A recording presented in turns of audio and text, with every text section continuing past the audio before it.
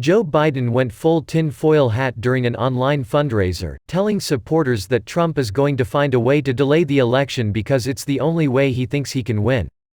This has been the stuff of left-wing lunacy since almost the day after Trump took office.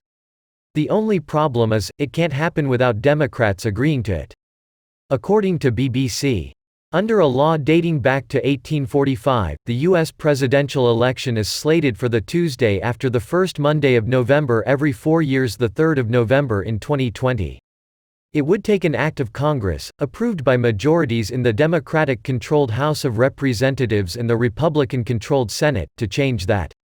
The prospect of a bipartisan legislative consensus signing off on any delay is unlikely in the extreme. In other words, Democrats would have to hand Trump the executioner's axe themselves. According to Nicholas Stephanopoulos, a Harvard law professor, he told Reuters. In theory, there's nothing stopping Congress changing its law about the timing of the election, either to postpone it or to delegate to the president the decision to postpone it. But in practice this would take the enactment of a new statute, which is extremely unlikely to happen in this time of extreme polarization and suspicion of the president.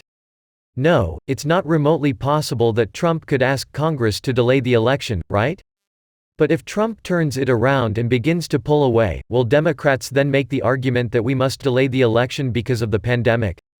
There are all sorts of possibilities, but the bottom line is it's not going to happen. If we can hold an election in the middle of a civil war, we can do it in the middle of a pandemic. Joe Biden is not a wise man, or let's say it's not smart man. President Trump calls him Sleepy Joe. You won't hear it in the media, but his colleagues when he was in the Senate, and the Capitol Hill press gang all knew he was not the brightest bulb in the room. His fumbling, stumbling answers during interviews are partly a question of his mental health, but in truth, he has always been publicly incoherent. According to Newsweek. At an Illinois campaign rally in 2008, Biden said, "This election year, the choice is clear. One man stands to deliver change we desperately need. A man I'm proud to call my friend. A man who will be the next president of the United States, Barack America. This is a man that will say anything that comes into his head without thinking. And that's a bit problem for a president."